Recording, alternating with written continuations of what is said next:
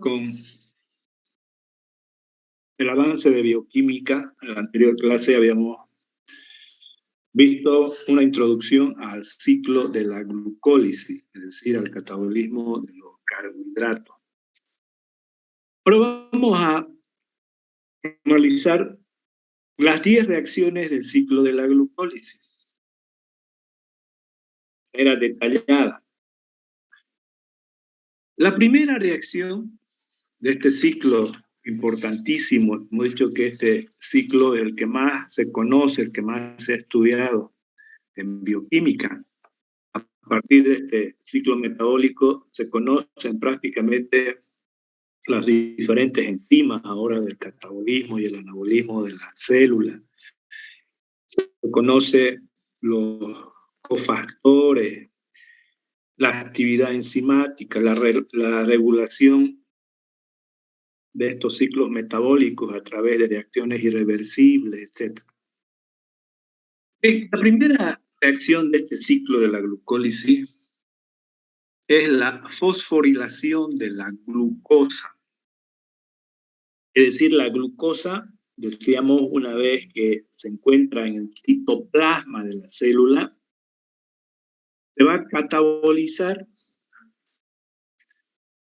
Esa glucosa, decíamos, que está en mayor concentración dentro de la célula que fuera de la célula.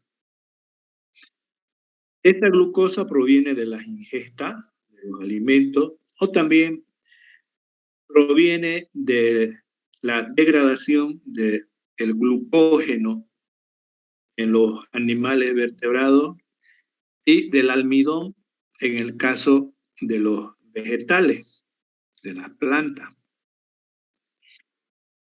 Entonces, el catabolismo de los carbohidratos, básicamente de la glucosa, se produce en el citoplasma de la célula.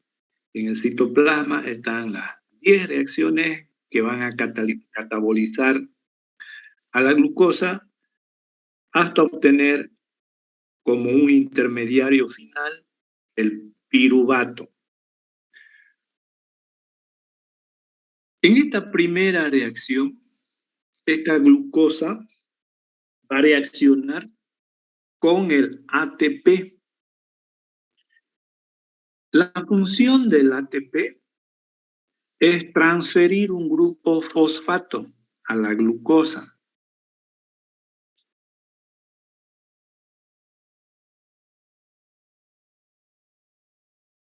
Este carbono es el carbono número 1, 2, 3, 4, 5 y 6. En este carbono número 6, este carbono tiene una función alcohol. Es acá donde va a ingresar en el carbono número 6 el grupo fosfato proveniente del ATP y va a formar la glucosa 6-fosfato. Esta primera reacción es una reacción irreversible, es decir, cuando ustedes ven una reacción en un ciclo metabólico, como en este caso de la glucólisis, esta glucólisis tiene 3 reacciones irreversibles. La reacción número 1, la que estamos viendo, la reacción número 3 y la reacción número 10. Esas 3 reacciones irreversibles lo utiliza la célula para controlar al ciclo metabólico.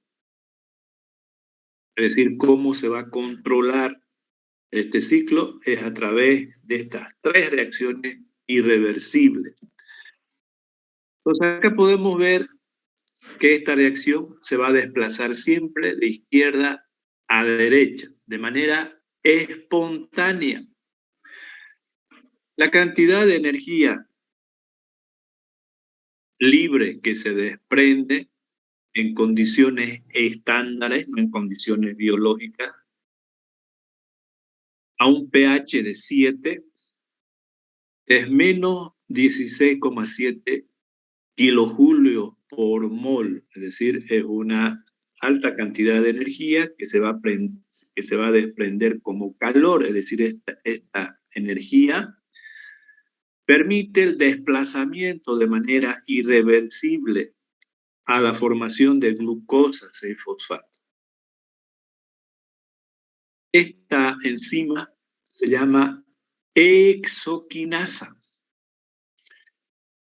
La quinasa tiene como función, es decir, todas las quinasas, las enzimas llamadas quinasa, su función es transferir los grupos fosfato del ATP, en este caso, de este de acá, lo va a transferir a una hexosa, que es la glucosa. De ahí viene el nombre, hexoquinasa.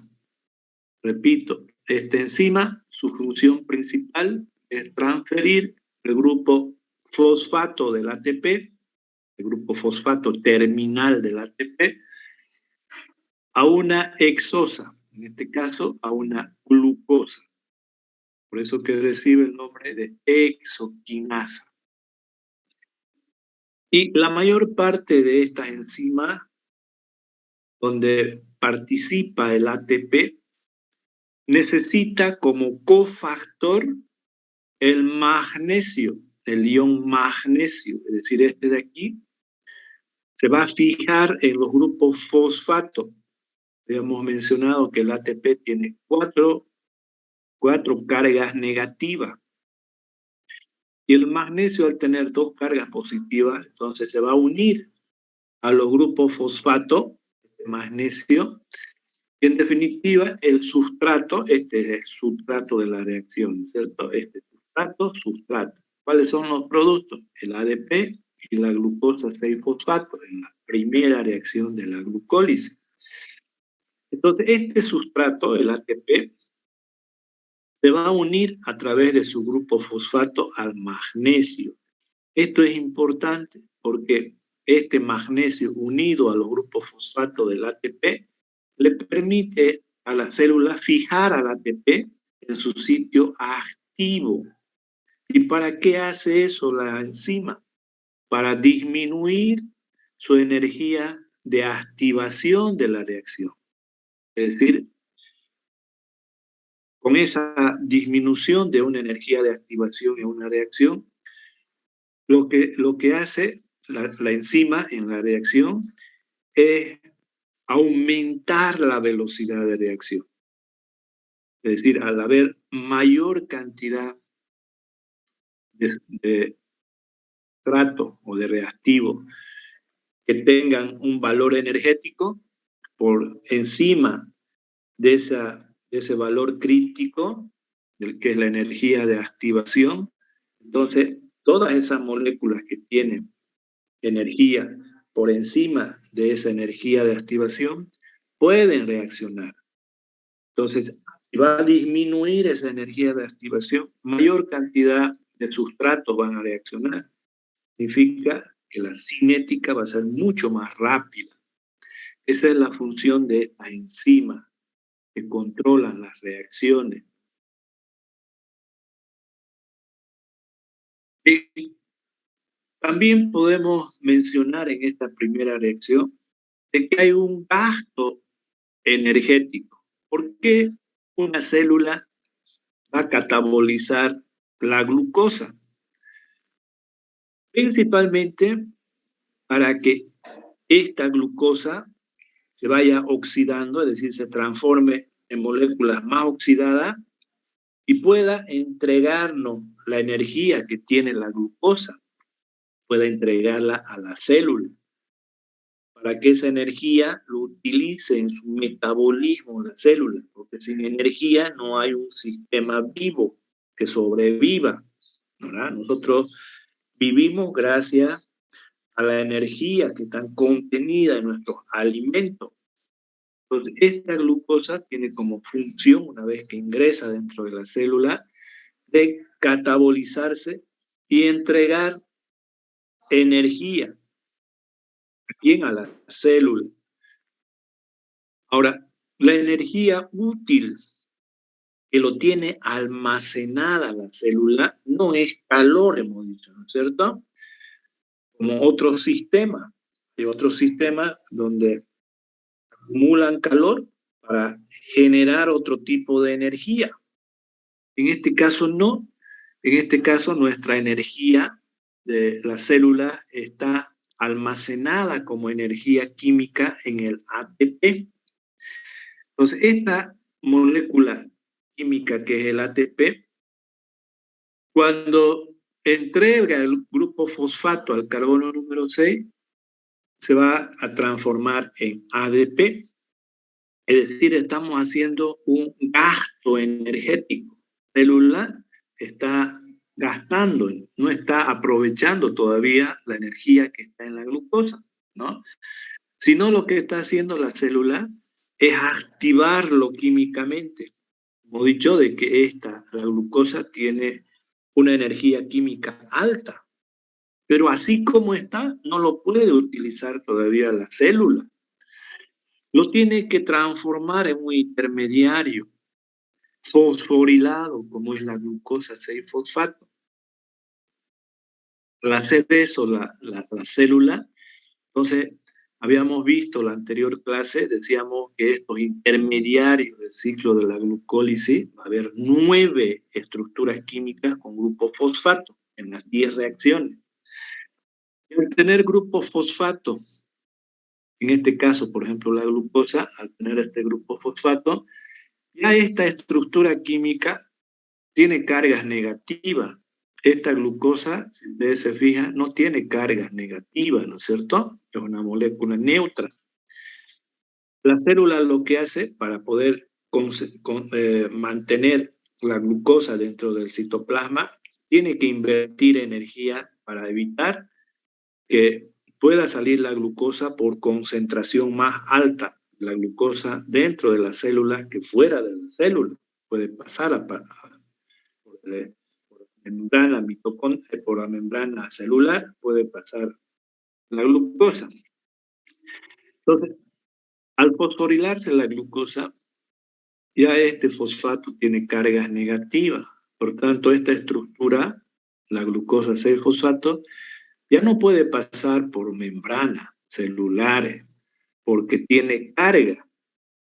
Entonces, la célula ya no va a invertir energía para retener a la glucosa dentro del citoplasma. Por otra parte, habíamos mencionado también la ventaja de estos intermediarios fosforilados porque almacenan energía.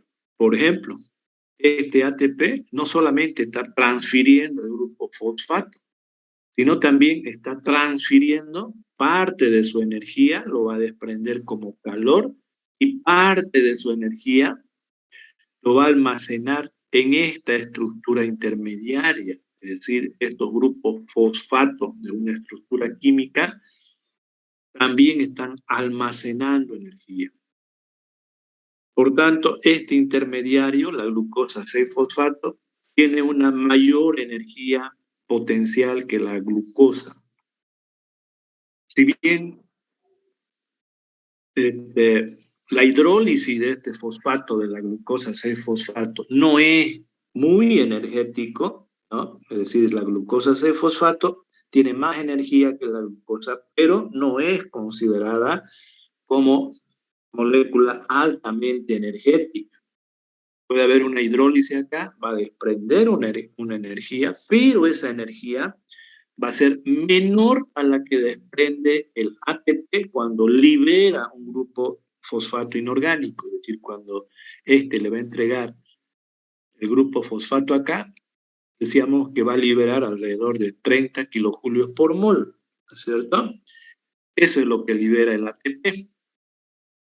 Sin embargo, si hay una hidrólisis, va a liberar la mitad prácticamente de la energía cuando desprende un grupo fosfato, es decir, esa hidrólisis del desprendimiento del fosfato no es muy energético. Pero lo importante es que la célula lo que está haciendo es almacenar esta energía del ATP en la glucosa 6-fosfato. Es decir, está activando químicamente a la glucosa, la célula, para posteriormente formar moléculas altamente energéticas de las cuales la célula va a poder tomar esa energía y almacenarlo en términos de ATP. Eso es lo que vamos a hacer, ver en este ciclo de la glucólisis. Y entonces en esta primera reacción, esta reacción es irreversible, hay una transferencia del grupo fosfato del ATP hacia la glucosa, lo estamos activando a la glucosa. El intermediario está fosforilado, es decir, son las ventajas de fosforilar una molécula química. La segunda reacción, una vez que se forma la glucosa 6-fosfato, existe una enzima en la segunda reacción del ciclo de la glucólisis, que es una isomerasa, acuérdense de química orgánica. Significa de que esta glucosa 6-fosfato se va a transformar en una fructosa 6-fosfato. Y eso a través de la catálisis de esta isomerasa. Como esta isomerasa es una hexosa con un grupo fosfato, el nombre de la isomerasa es fosfohexosa, isomerasa. También esta enzima, para cumplir con esa función, en su sitio activo tiene que estar el magnesio pegado a estos grupos fosfatos de la glucosa 6-fosfato, es decir, este sustrato va a ingresar a los sitios activos de la enzima a través del enlace del magnesio que está en el sitio activo de la enzima con el grupo fosfato de la glucosa 6-fosfato. Y hablamos de una isomerización, ¿cierto? Entonces acá hay una formación de fructosa, es decir, acá tenemos este carbono número 5, está unido al carbono número 1 a través del oxígeno. En este caso ahora, en la fructosa, este mismo oxígeno va a estar unido al carbono número 2, no al carbono número 1. Entonces esta estructura que ustedes conocen es la fructosa. La fructosa en el carbono número 6 tiene un grupo fosfato. Entonces esa isomerización de la glucosa fructosa es en esta segunda reacción. Y si nos fijamos, la cantidad de energía que se desprende es bajísima, 1,7 kilojulios por mol. Entonces, si bien está favorecida energéticamente en condiciones estándares a pH 7 esta reacción, pero por la baja cantidad de energía que existe acá, que se libera, esta reacción es reversible. Es decir, la glucosa 6-fosfato puede ser catalizada por esta isomerasa y transformarse en fructosa 6-fosfato. Y también, una vez que se forma la fructosa 6-fosfato, puede transformarse en glucosa 6-fosfato catalizada por la misma enzima. Por eso que es reversible. Significa que el sustrato de esta enzima son las hexosas. Eso es el nombre, es decir, la glucosa 6-fosfato, la fructosa 6-fosfato son los sustratos de esta enzima isomerasa.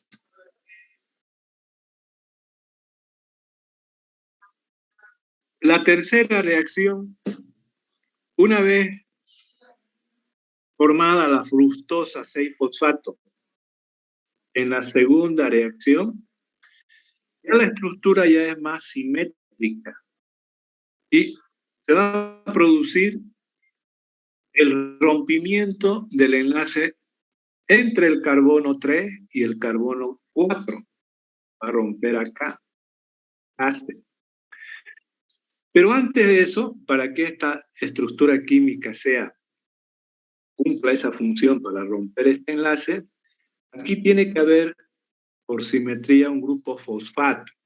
Por tanto, en esta tercera reacción, nuevamente el ATP es sustrato, es decir, va a entregar un grupo fosfato nuevamente, en este caso ya a la fructosa 6-fosfato, en el carbono número 1. También decíamos que siempre la entrega del grupo fosfato se hace en los sitios activos unido al magnesio, o sustrato. Entonces va a ingresar un grupo fosfato proveniente del ATP a la fructosa 6-fosfato en el carbono número 1 y va a formar la fructosa 1,6-bifosfato. Ya tienen dos grupos fosfato, carbono 1 y en el carbono número 6. Lo mismo que en la primera reacción, esta reacción es esta enzima es una quinasa, ¿no es cierto? Su función es transferir un grupo fosfato terminal del ATP en este caso, a la fructosa, una ectosa, que tiene un grupo fosfato en el carbono número 6. Esta reacción, que es la tercera reacción, también es irreversible. Esta enzima, la fosfofructoquinasa, es una de las enzimas más complejas y la principal enzima que utiliza la célula para controlar el ciclo de la glucólisis, es decir, a través de esta reacción va a controlar la célula todo el mecanismo de este ciclo de la glucólisis. Es una reacción irreversible. Se va a producir siempre de izquierda a derecha. Precisamente, si hablamos en términos energéticos, a la izquierda está el ATP y se está transformando en ADP. Por tanto, esa energía va a hacer que la reacción siempre sea espontánea de izquierda a derecha. Y como hay una hidrólisis de este ATP, entonces va a haber un desprendimiento alto de energía. Esta energía es la que va a desplazar la reacción de izquierda a derecha. Entonces, en esta reacción, esta fosfofructoquinasa 1 se llama 1 porque hay una enzima que está también dentro del citoplasma de la célula, ¿no? Principalmente en los vertebrados, que tiene la misma función. Hay otra enzima parecida a esta, cuya función es catalizar una reacción donde la fructosa 6-fosfato va a reaccionar con el ATP, pero esa enzima, la fosfofructoquinasa 2, ¿no? La función va a ser transferir el grupo fosfato del ATP al carbono número 2. Aquí lo va a transferir, no acá. Pero es idéntica, la función es la misma, y está en el citoplasma de la célula, donde se produce esta reacción. Por eso que esta enzima, de la tercera reacción, para diferenciarla de esa enzima que también está en el citoplasma y que tiene mucha relación con esta enzima, porque esa enzima va a influir en la cinética de esta tercera reacción, recibe el nombre de fosfofructoquinasa 2. Esa enzima, repito, va a formar la fructosa 2-bifosfato, perdón, la fructosa 2,6-bifosfato. Ahora, en el caso de las plantas, no va a haber un gasto en términos de ATP. En las plantas, este sustrato de la tercera reacción, la fructosa 6-fosfato, va a reaccionar con el pirofosfato, no va a reaccionar con el ATP, como en estas células de animales vertebrados. Pues en las plantas, en la mayor parte de las plantas, el donador del grupo fosfato a la fructosa 6-fosfato es el pirofosfato. Y va a formar el mismo producto, la fructosa 1,6-bifosfato, más el fosfato inorgánico, porque va a verse acá el enlace entre los dos grupos fosfato, y va a haber una liberación de energía muy parecida a esta de acá, porque al romper este enlace entre los pirofosfatos es lo mismo que romper el enlace fosfato terminal del ATP. Por eso que prácticamente se libera la misma cantidad de energía en esta reacción, pero a diferencia de esta, aquí se hace un gasto en términos de ATP y aquí es el pirofosfato. Por lo demás, sigue siendo igual. Es una enzima que va a controlar el ciclo de la glucólisis. Una vez que se forma ya esta estructura química más simétrica, ¿no? Aquí está el grupo fosfato en el carbono 6, aquí en el carbono 1. Esta estructura es más simétrica. Entonces va esta enzima, la aldolasa. Básicamente esta enzima recibe el nombre del sustrato. Fructosa 1,6-bifosfato aldolasa. Porque es muy largo el nombre, lo conocemos como aldolasa simplemente.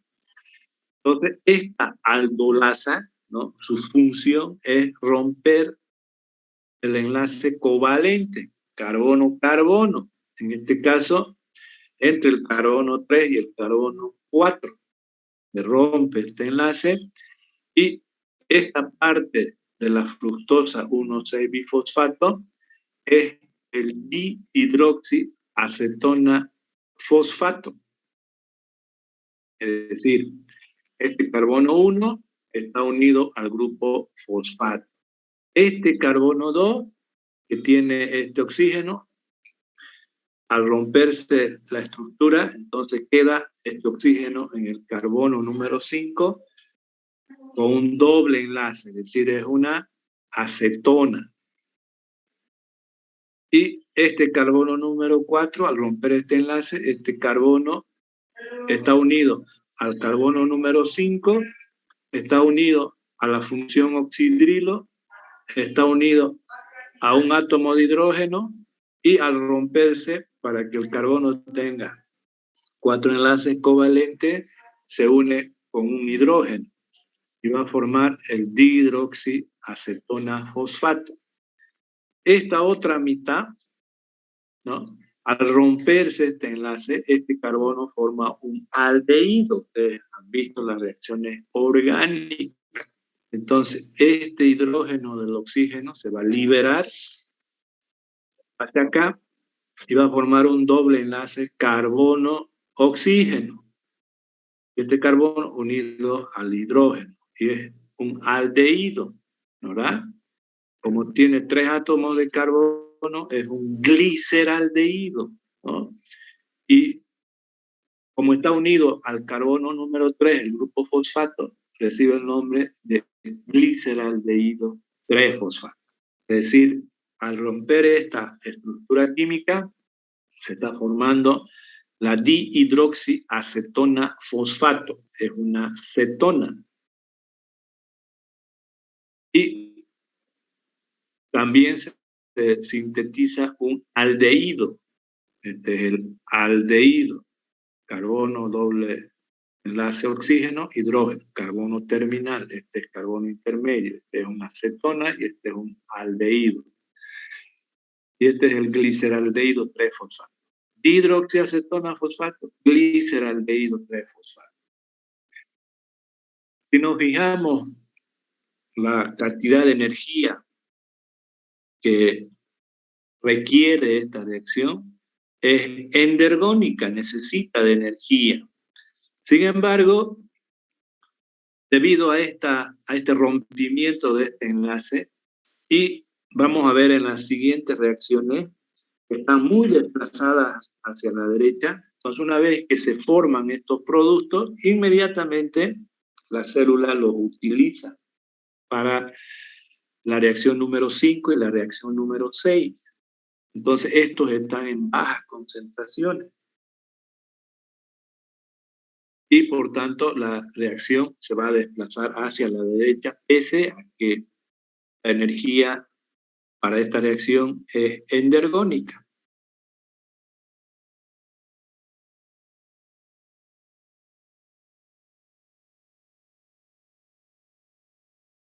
Bien, una vez que se forman el dihidroxiacetona fosfato y el gliceraldehído 3-fosfato, son estructuras químicas con 3 átomos de carbono. De ahí viene el nombre, ¿no es cierto?, de glucólisis. Es decir, el azúcar, que es la glucosa, ahora se está hidrolizando, se está transformando en 2 moléculas con 3 átomos de carbono. Hay una lisis de la molécula. De ahí viene glucos, significa glucosa o azúcar, y lisis significa rompimiento. Y es acá donde se está rompiendo el azúcar para formar el dihidroxiacetona fosfato y el gliceraldehído 3-fosfato. Una vez que se forma esto, ahora uno de ellos en la siguiente reacción se va a transformar en el otro de manera inmediata, para que a partir de esta reacción todas las reacciones lo vamos a multiplicar por 2. Eso es lo que sucede en la reacción número 5. Esta acetona, que es el dihidroxiacetona fosfato, se va a transformar en el gliceraldehído 3-fosfato. Entonces, a partir ya de esta quinta reacción, la sexta, la séptima, la octava, la novena y la décima, ustedes van a multiplicar por 2, porque en definitiva lo que va a seguir la reacción va a ser el gliceraldehído 3-fosfato. Este se está transformando inmediatamente en gliceraldehído 3-fosfato en la reacción número 5. Y si nos fijamos la estructura de estos dos, ¿no?, tiene los mismos números de carbono, de hidrógeno, de oxígeno. Lo que cambia es la estructura, es decir, hay una isomerización, ¿no? ¿Dónde se está isomerizando? Este grupo aldehído ahora ya tiene carbono unido a la función alcohol y al hidrógeno. Es decir, aquí se rompe este enlace entre el hidrógeno para que cumpla con los tetos, y lo mismo acá, hidrógeno. Bien, una vez que sucede eso, este doble enlace, ¿no es cierto?, va a venir a este carbono, se forma este doble enlace acá, y posteriormente, con ese doble enlace, este carbono que está unido al oxígeno, se va a formar el doble enlace y va a desprender estos 2 hidrógenos, y va a formar el aldehído, carbono doble enlace oxígeno, y el hidrógeno. Ese mecanismo ustedes lo vieron en la transformación de una acetona a un aldehído. El doble enlace con el oxígeno en este carbono, y en el aldehído en este carbono. Hay una isomerización. Entonces, a partir de esta reacción ya vamos a multiplicar por 2, decíamos, porque ya es solamente el gliceraldehído el que va a reaccionar en las siguientes reacciones. Sin embargo, para conocer en detalle esta reacción número 5, los carbones de la glucosa, ¿no?, se los marca para poder saber hacia dónde se dirigen. Lo hacemos con el carbono, el isótopo del carbono 12, perdón, carbono 14. Y ahí podemos ver nosotros lo siguiente. Si esta estructura química de la glucosa posteriormente se transforma en glucosa 1,6-bifosfato, esta fructosa 1,6-bifosfato, decíamos que se rompe este enlace del carbono 3 y el carbono 4. Entonces, la parte superior es una cetona, una acetona. Es el dihidroxiacetona fosfato. Acá, para que este carbono tenga 4 enlaces covalentes, al romper este enlace se une a un hidrógeno. Entonces este carbono tiene carbono, hidrógeno 2, OH. Este de acá es la dihidroxiacetona fosfato, es esta parte superior, carbono 1, carbono 2, carbono 3 de la glucosa. Al romperse este enlace, este carbono número 4, decíamos que va a ser el carbono principal porque es la función del aldehído. Acá se forma el aldehído, ¿no? Doble enlace porque el oxígeno tiene electrones sin compartir, forma el doble enlace, va a liberar el oxígeno y va a formar en este carbono número 4, va a formar la función aldehído. Y esta estructura química recibe el nombre de gliceraldehído 3-fosfato. Es decir, al romperse sabemos que este carbono es carbono 1, 2, 3, 4, 5 y 6. Ahora, cuando este de aquí se transforme en gliceraldehído 3-fosfato, este que tiene el carbono número 6, este que tiene el carbono número 1, ¿no?, van a formar parte del gliceraldehído 3-fosfato. Es decir, el 1 y el 6 es el carbono que tiene el grupo fosfato. Por tanto,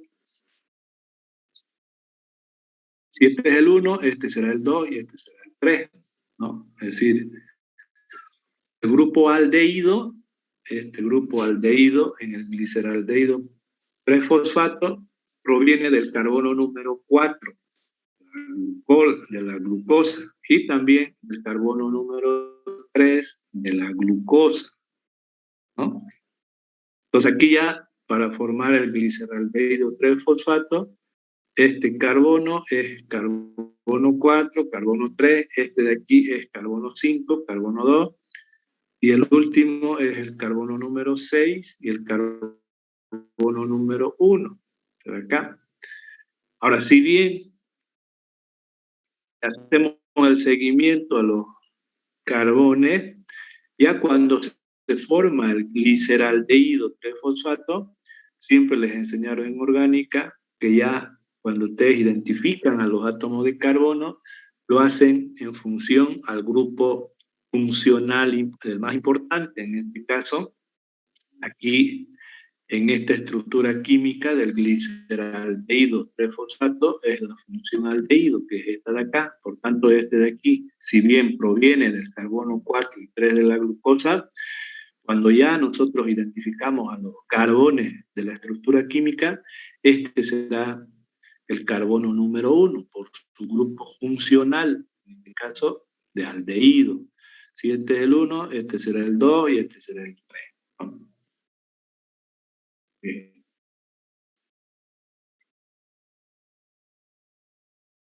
La siguiente reacción, la reacción número 6.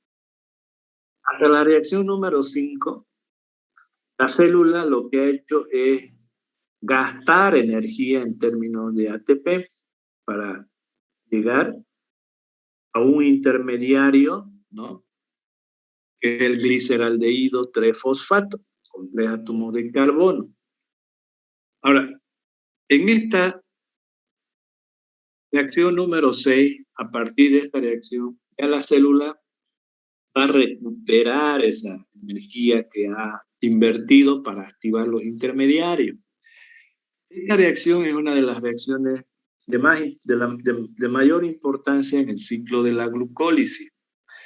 Debido a que esta reacción, si ustedes se fijan, aquí cuando ustedes vean en una reacción biológica, el NAT, que es una coenzima, habíamos mencionado que el NAT está en su forma oxidada, que participa de las reacciones de oxidación y reducción. Es decir, este de acá va a recibir, bueno, primero recordemos, ¿no es cierto?, que las reacciones de oxidación y reducción, oxidación es entrega de electrones, reducción es el que recibe los electrones. En este caso, el gliceraldehído 3-fosfato es el que va a entregar los electrones al NAT positivo, que está en su forma oxidada. Al recibir esos electrones, recibe también protones. Es decir, hemos dicho que este NAT va a recibir un hidruro, es decir, 2 electrones y un protón. Y esta estructura, al recibir 2 electrones y un protón, es el NADH. Y se va a liberar un hidrógeno protonado al medio del citoplasma, ¿cierto? Este de acá va a influir en el pH del medio, va a disminuir el pH.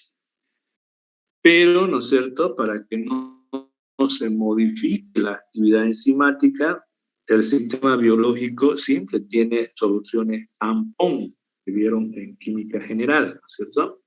Esas soluciones tampón evitan que haya fluctuaciones de pH. Una vez que se forma este de aquí, entonces va a trabajar las soluciones tampón para que no se modifique el pH. Imagínense que se modifiquen los pH, estas enzimas, todas las enzimas tienen diferente actividad en función del pH. Bien, entonces en esta reacción es una reacción de oxidación y reducción. Significa de que está transfiriendo electrones altamente energéticos, el gliceraldehído 3-fosfato, que es un intermediario de la glucosa, está transfiriendo esos electrones energéticos a un portador de electrones. Este lo transfiere a este para que este lo transporte a otro lado. Si esa célula está en un medio aeróbico, entonces estos electrones van a ir a un ciclo aeróbico, que es la fosforilación oxidativa. Y ahí esos electrones van a sintetizar ATP a través de un mecanismo que vamos a ver que utilizan los sistemas aeróbicos, como nosotros, donde usamos el oxígeno para combustionar nuestras estructuras orgánicas. Entonces, este es un portador de electrones altamente energético en términos de NADH.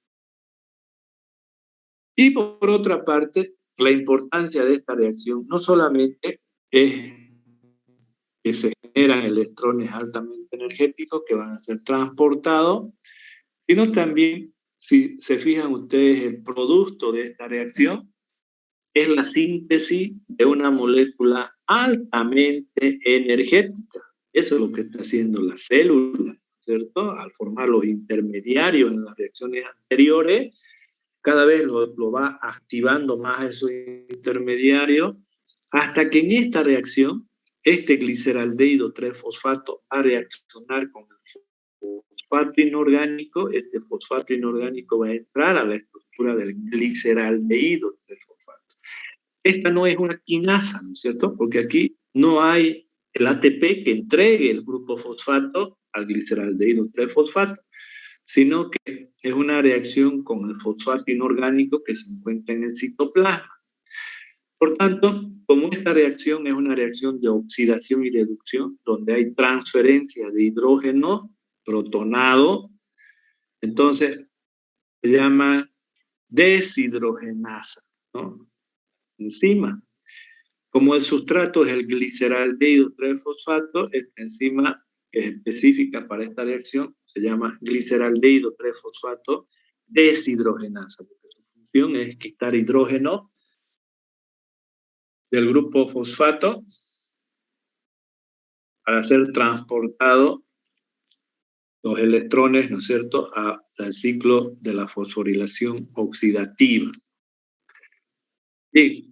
Entonces, la gran importancia de esto no solamente es el transporte de los electrones altamente energéticos, sino la síntesis de una molécula altamente energética. Esta molécula de acá, ¿no? El 1,3-bifosfoglicerato, lo hemos visto como moléculas altamente energéticas en el capítulo de bioenergética. Es decir, estas moléculas, una vez que se forman, a través, en este caso, del ciclo de la glucólisis, esta molécula, cuando rompa este enlace y libere el grupo fosfato, va a liberar una gran cantidad de energía, lo suficiente para que la célula pueda sintetizar el ATP, es decir, almacenar esa energía en términos de ATP. Si bien la energía acá es positiva, ¿verdad? Significa de que es endergónica. Esta reacción, una vez que se forma, al hidrolizarse el fosfato y desprender una gran cantidad de energía, esa reacción va a ser altamente exergónica, es decir, va a tirar siempre a la reacción hacia la derecha, como estas son moléculas acopladas, reacciones acopladas. Entonces la reacción va a ir de izquierda a derecha, pese a que este valor es positivo en condiciones estándar. Pero en condiciones biológicas, la reacción se da siempre de izquierda a derecha. Todas estas reacciones van a ser espontáneas.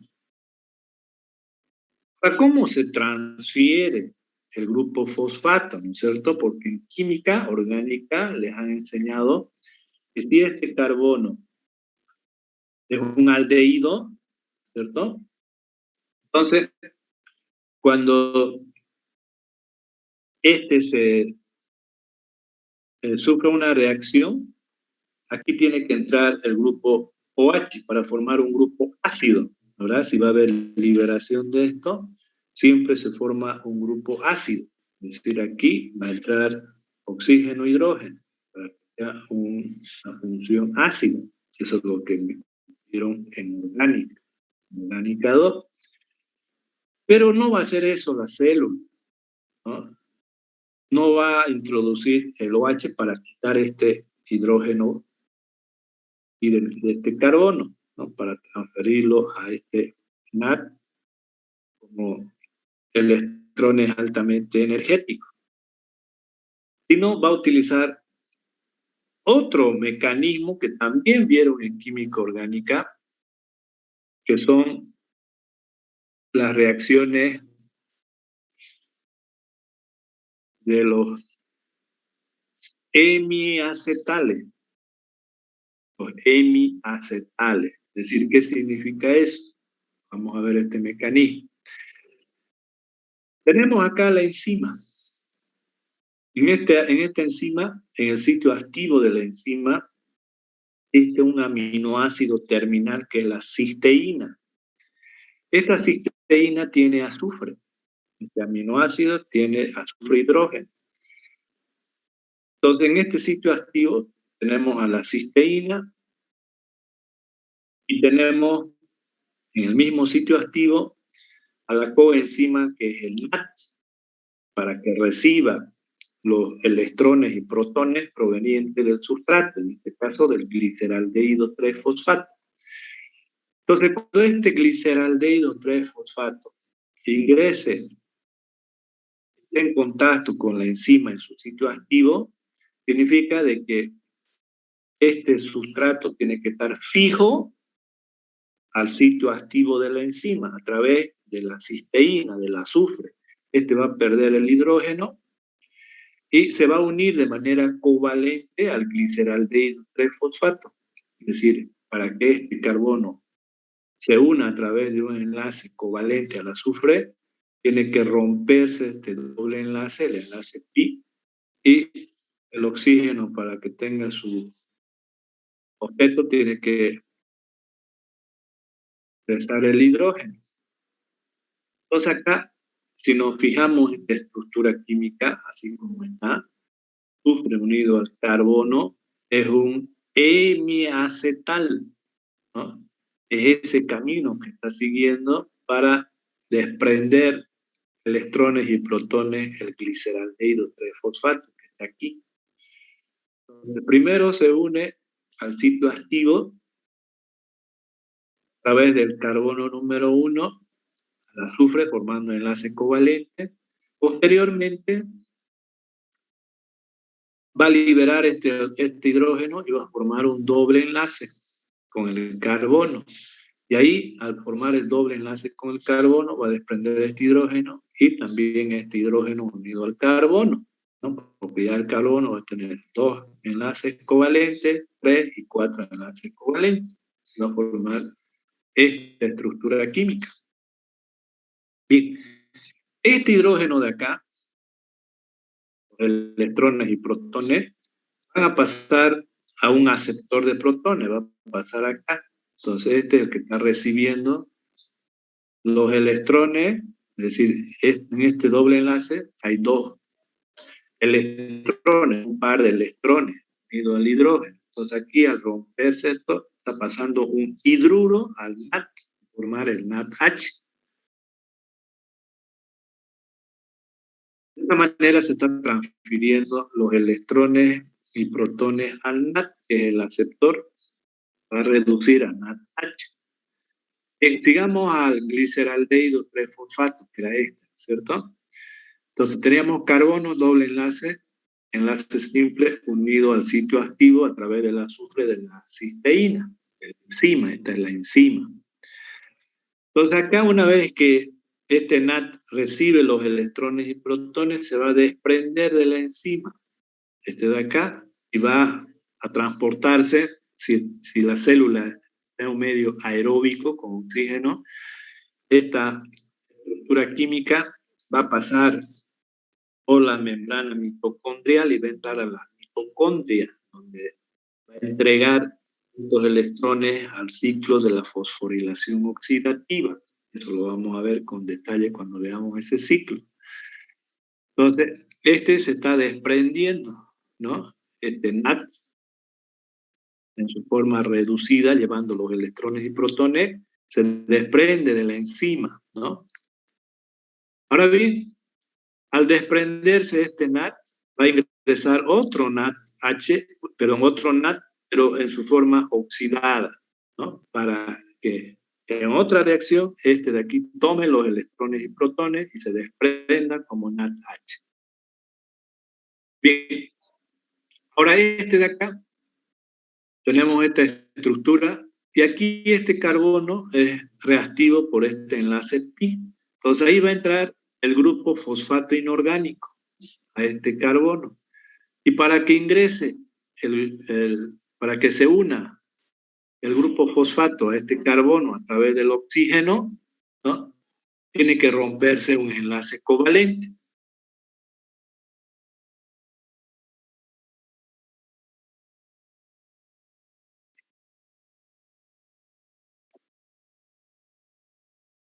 Entonces acá fíjense que este oxígeno se va a unir a este carbono y se rompe este enlace que estaba unido a la enzima a través de la cisteína. Se rompe y se libera entonces todo esto de acá, que es el 1,3-bifosfoglicerato. Este es el producto que se forma, ¿no? De la reacción número 6. Y se recupera la enzima. Una vez que se libera, se rompe.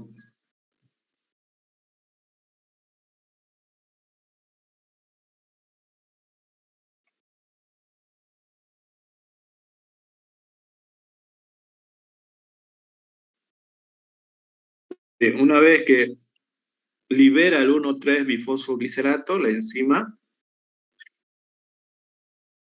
la enzima deshidrogenasa, que es la gliceraldehído 3-fosfato deshidrogenasa, se regenera y nuevamente va a reaccionar con otra estructura del gliceraldehído 3-fosfato, ¿no? Es decir, este es el reactivo, más este de acá, que es el fosfato inorgánico, más el NAD, y como producto vamos a tener el 1,3-bifosfoglicerato, que es esto, más el NADH.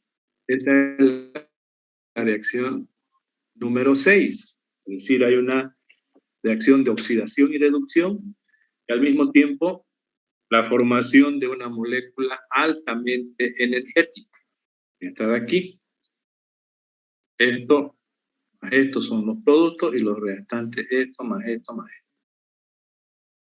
Bien, ahora, la siguiente reacción del ciclo de la glucólisis. Molécula altamente energética, el 1,3-bifosfoglicerato, entonces va a reaccionar con el ADP para sintetizar el ATP. Y esa es esta reacción número 7. El 1,3-bifosfoglicerato ahora va a romper este enlace, ¿no? Y va a formar, va a entregar este grupo fosfato al ADP y va a formar el ATP, el grupo fosfato, que ya está en el ADP, formando el ATP. Y el 1,3-bifosfoglicerato, al perder el grupo fosfato, va a quedar, este está en el carbono número 1, porque este es el grupo funcional, carbono número 1, carbono número 2, carbono número 3, se rompe, se desprende el grupo fosfato del carbono número 1 y va a quedar el 3-fosfoglicerato. Pues en esta reacción ya, fíjense que se está sintetizando ATP. Como aquí son 2, hay que multiplicar por 2 a las reacciones. Entonces aquí ya se forma 2 moles de ATP. Inicialmente, en la reacción número 1 y en la reacción número 3, la célula lo que hacía es utilizar los ATP, 2 ATP, ¿no es cierto? Ahora está regenerando esos 2 ATP a través de esta reacción número 7.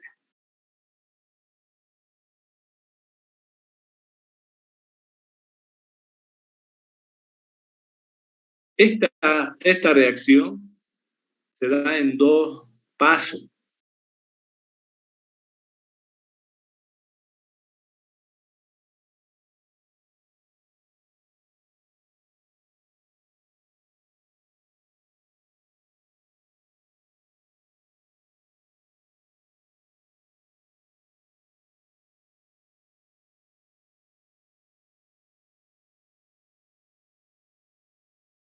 La reacción número 8, el 3-fosfoglicerato,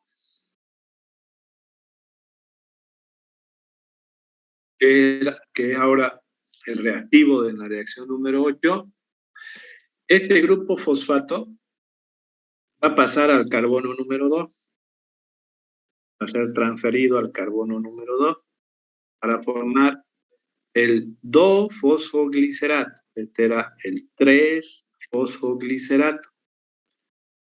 El producto de esta reacción es el 2-fosfoglicerato, pero no, en esta reacción, como vieron en orgánica, directamente no se transfiere pues, el fosfato al carbono número 2, ¿no es cierto?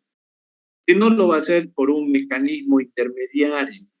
¿Cuál es el mecanismo para la formación del 2-fosfoglicerato? Es el siguiente.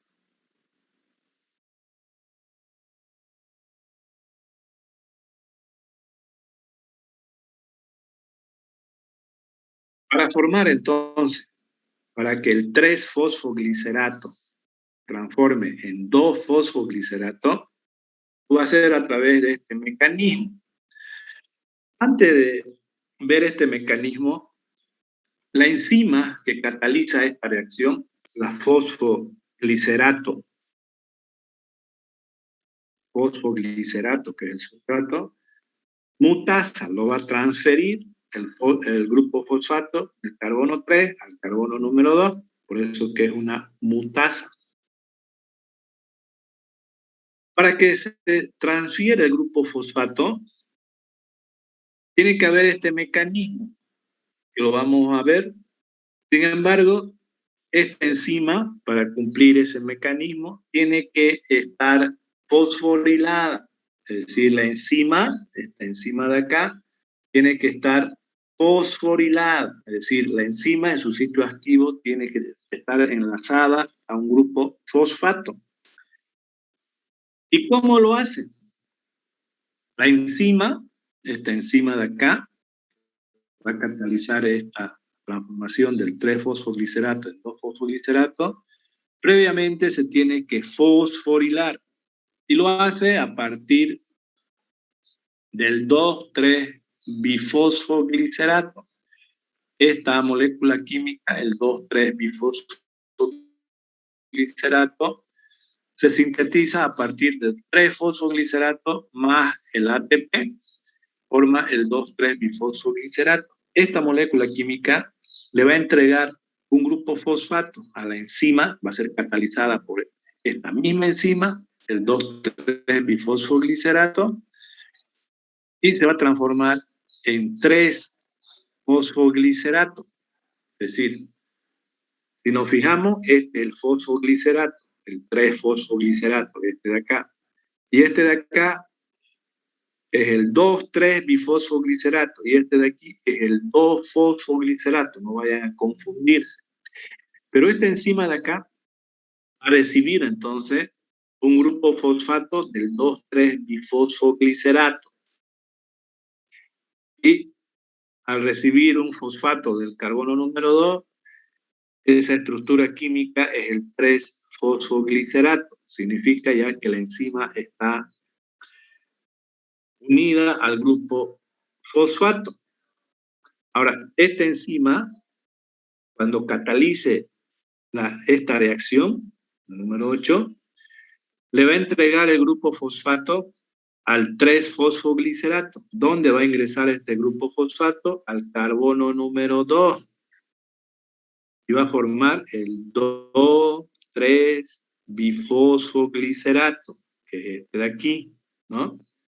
Una vez que se forma este intermediario con la misma enzima, pero ya la enzima, ¿no es cierto?, es la misma enzima, pero no está unida al grupo fosfato, va a recibir nuevamente el grupo fosfato de este 2,3-bifosfoglicerato, pero proveniente del carbono número 3, y va a sintetizar, va a formar el 2-fosfoglicerato, y se va a unir nuevamente esa enzima a ese grupo fosfato, porque está recibiendo un grupo fosfato del 2,3-bifosfoglicerato, del carbono número 3, la enzima, y nuevamente está unida al grupo fosfato. Y esa es la que va a trabajar, ¿no es cierto?, de manera permanente en la reacción número 8 del ciclo de la glucólisis. De esa forma, el 3-fosfoglicerato se está transformando en 2-fosfoglicerato, es decir, no es una transferencia directa del fosfato del carbono 3 al carbono 2, sino a través de la formación de este intermediario, ¿no? Entonces acá, este 3-fosfoglicerato está recibiendo el grupo fosfato en el carbono número 2 para formar esto, y cuando entrega su grupo fosfato, ahora sale del carbono número 3 para formar el 2-fosfoglicerato. Bien, una vez que se forma el 2-fosfoglicerato, tenemos la siguiente reacción, que es la reacción número 9. Este 2-fosfoglicerato, el fosfato está en el carbono número 2, el glicerato.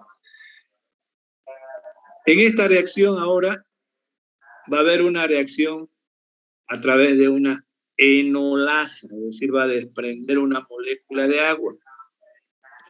Este carbono está unido al hidrógeno y el carbono número 3 está unido a un grupo alcohol.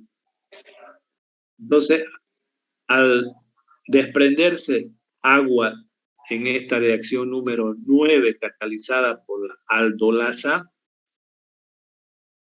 el doble enlace se forma entre el carbono 2 y el carbono 3. Entonces tenemos acá un fosfoenol piruvato. Carbono, doble enlace, carbono, y el grupo fosfato está en el carbono número 2.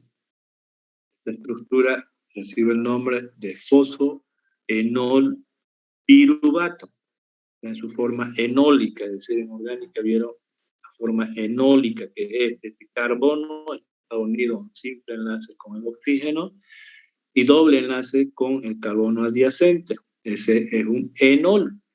Este de acá, para que se estabilice químicamente, este enol se va a transformar en su forma cetónica.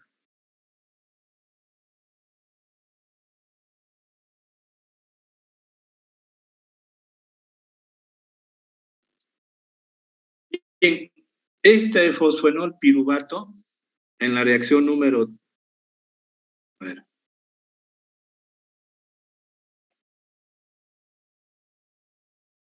Si ustedes recuerdan esta estructura química, esta forma enólica del piruvato, habíamos mencionado que esta es una molécula también altamente energética. ¿Se acuerdan de la reacción de formación del 1,3-bifosfoglicerato, ¿no es cierto? De la reacción número 6 de del ciclo de la glucólisis. Ahí se formaba una molécula altamente energética. ¿Cuál era? El 1,3-bifosfoglicerato.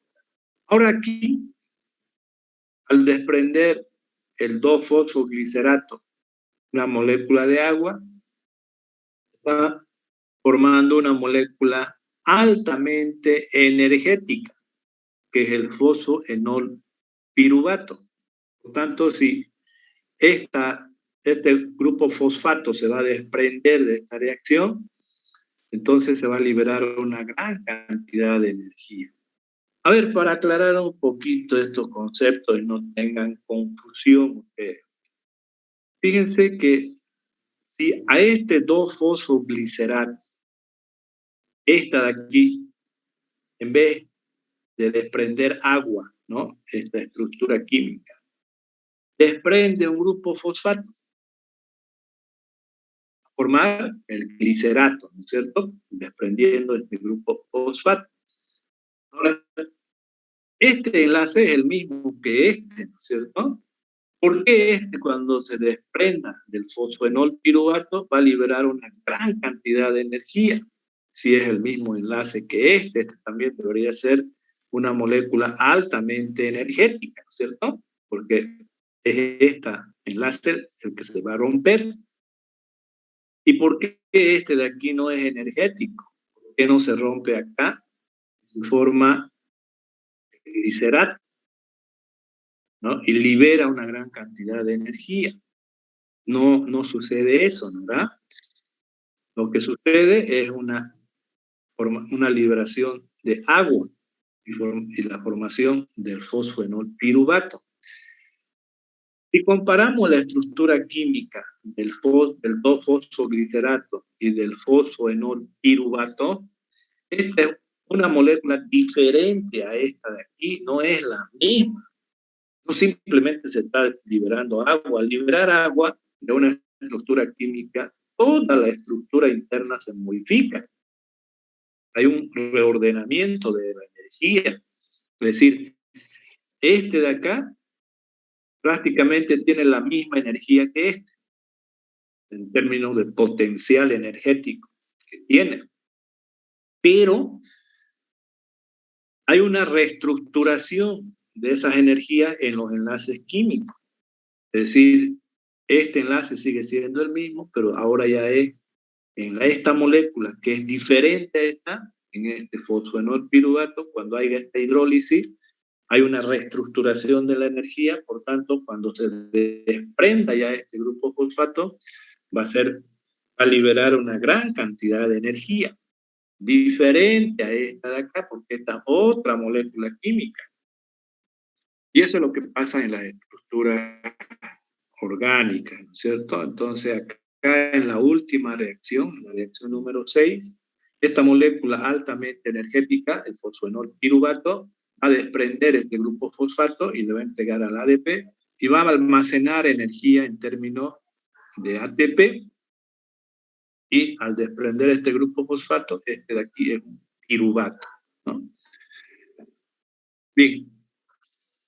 Ahora, este piruvato, ¿por qué es estable? Aquí el carbono está unido con un doble enlace al oxígeno. Esta forma, este carbono unido al carbono con un simple enlace.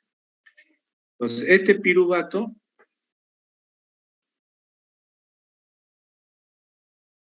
este de acá, ¿no es cierto?, está en su forma cetónica. Carbono, doble enlace al oxígeno, enlace simple con el carbono adyacente. Este está en su forma cetónica. Inmediatamente se va a tautomerizar, es decir, se va a transformar en su forma enólica. Aquí es el doble enlace con el carbono y aquí enlace simple, ¿no? Debido a eso, a esa tautomerización, esta estructura es muy estable. Por tanto, va a haber una alta liberación de energía. Esta molécula es altamente energética. Cuando se rompe este enlace, libera 61,9 kilojulios por mol. Decíamos cuando veíamos esta molécula en bioenergética cuando había la hidrólisis. Eso es lo que se va a desprender. La mitad de eso, prácticamente, de 61,9, esa energía se va a almacenar en el ATP, porque hemos dicho que acá es 30,5, ¿verdad? Entre la mitad de energía que almacena. Y la otra mitad lo va a desprender como calor, 31,4 kilojulios por mol. Desprende como calor y eso hace de que esta reacción sea una reacción irreversible, de izquierda a derecha. Es otra de las reacciones que utiliza la célula para controlar este ciclo.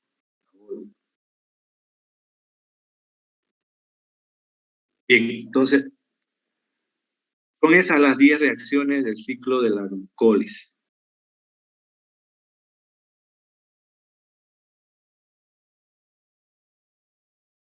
El balance global de este ciclo.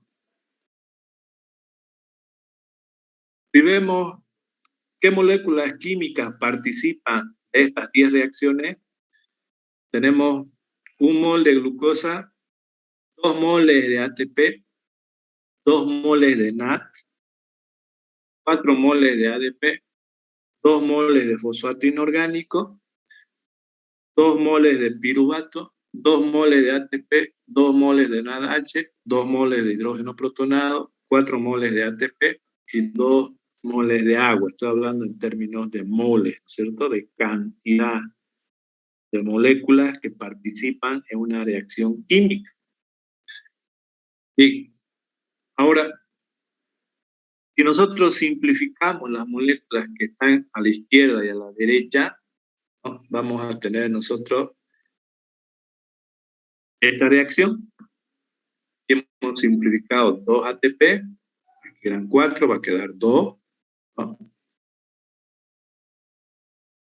Entonces vamos a tener glucosa más 2 NAD positivo. Aquí estamos simplificando 2 ADP con estos 2 ADP, entonces queda 2 ADP más 2 fosfato inorgánico, 2 piruvato, 2 moles de piruvato, más 2 NADH, más 2 protones, más 2 ATP, más 2 agua.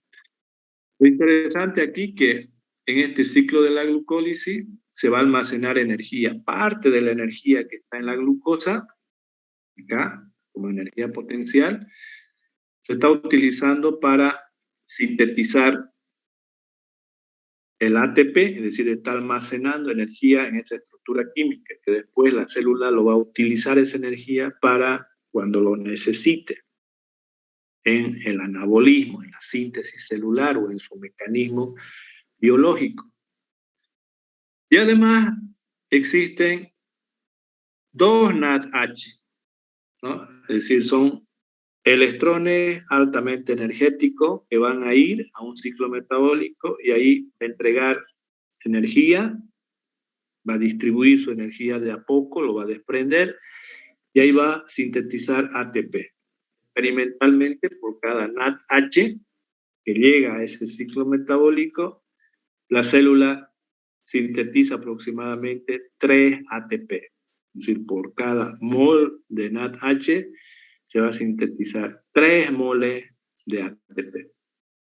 Es decir, en ese ciclo es donde más la célula almacena energía en términos de ATP que directamente en las reacciones metabólicas. Es decir, aquí estamos viendo la síntesis de 2 ATP a nivel de sustrato, es decir, en las reacciones intermediarias de un ciclo metabólico.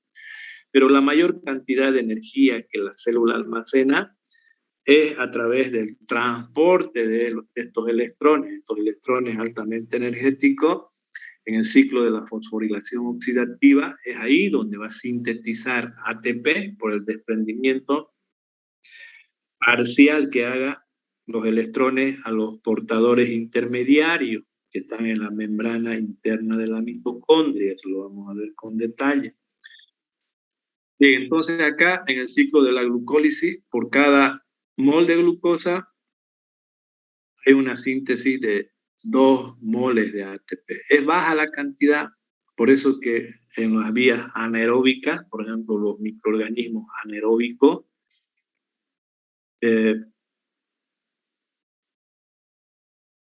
forman energía útil muy poca, ¿no es cierto?, a partir de los sustratos, en este caso de la glucosa.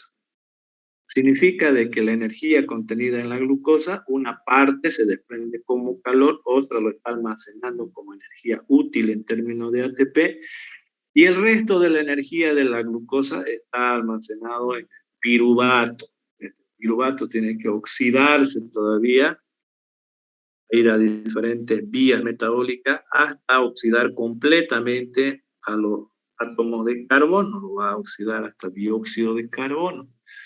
Entonces aquí la mayor parte, el 95% de la energía de la glucosa todavía está almacenada en un intermediario del catabolismo de la glucosa, que es el piruvato. Otra parte está almacenada en términos de ATP, energía útil para que la célula lo utilice, y el resto lo va a desprender como calor.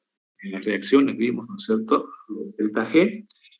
Esas energías se están desprendiendo en esas reacciones. ¿Cómo lo hacen? Como calor.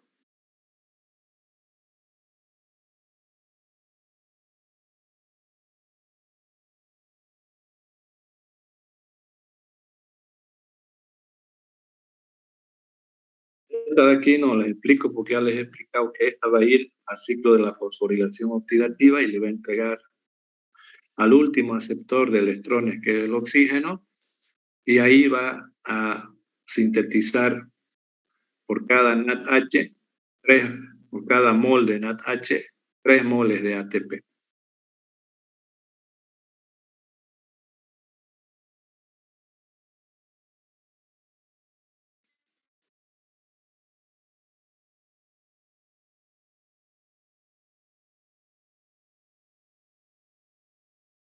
Bien, lo vamos a dejar acá. El día de mañana, entonces, vamos a empezar con las fermentaciones.